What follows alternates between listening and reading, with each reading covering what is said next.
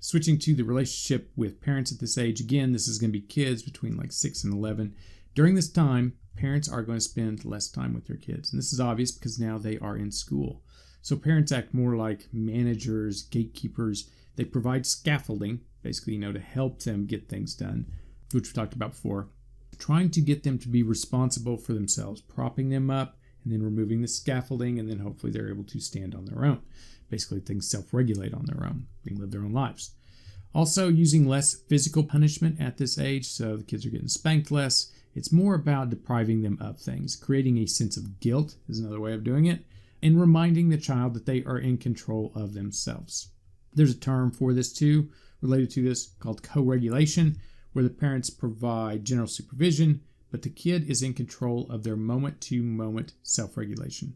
You allow the kid to study on their own schedule, but you do ask them, you inquire how things are going at school, how are your grades?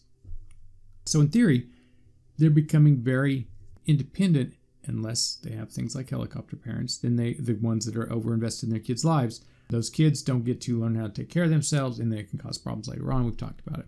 Parents as managers, kind of is another way of putting this. The parents will establish the routines. So like, do your homework first, and then you can play video games or watch TV. It's setting a pattern that eventually the kid will take up on their own. Again, creating these habits, creating these synaptic pathways. The idea that you do your work first, and then you get to play. Related to this with families, step families, there's a lot of remarriages recently in recent years, but only about a third stay remarried. So, it's like 40% get divorced, 40-50% somewhere in there will get divorced. A lot of people will get remarried, but then only a third of those remarriages will work. Also related to this, for the developmental changes around this time, is going to be the peer relationships. It's important to learn how to deal with peers at this time, that you engage in positive interactions like reciprocity, for example. If someone does something nice for you, you do something nice for them. You're learning how to do things like that, so when you're an adult, you'll do them there. Resolving conflict in a non-aggressive way. You don't want to just start punching people if they don't agree with you. That doesn't work here as an adult.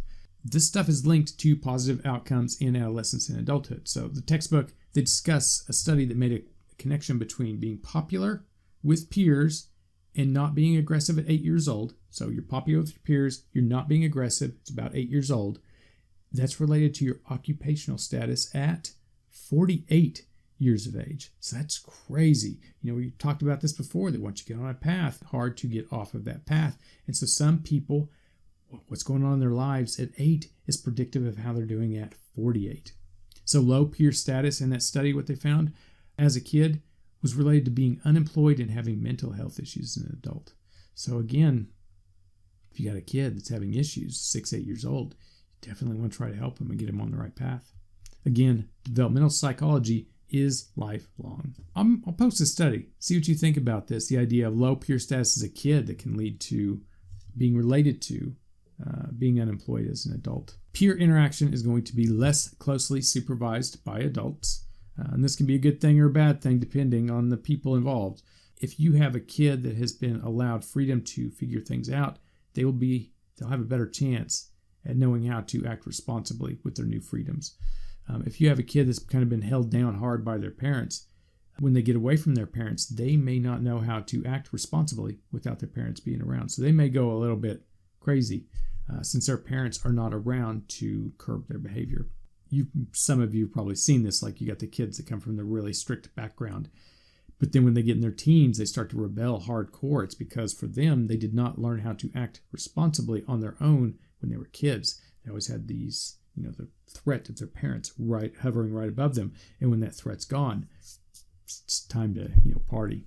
Peer status, as you would expect, the popular kids have social skills related to being well liked, and the rejected kids end up having adjustment issues. On these peer status, the textbook lists different ones.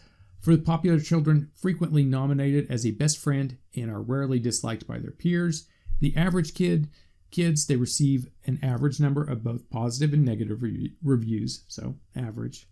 The neglected children, they are infrequently nominated, but they're not disliked by their peers. And so this is kind of sad. They're basically ignored. People don't even hardly acknowledge them. The rejected children, they're not somebody's best friend, but they are actively disliked by their peers. So that's also unfortunate. The controversial children are frequently nominated as someone's best friend, but then there's also a lot of people that dislike them too. So again, the popular kids, they have these good peer relationships, and it can lead to positive things in their life. So if your kid is having issues, they're rejected, they're neglected, something you want to look into. All right, that is it for Chapter 8. Thank you for listening to this lecture.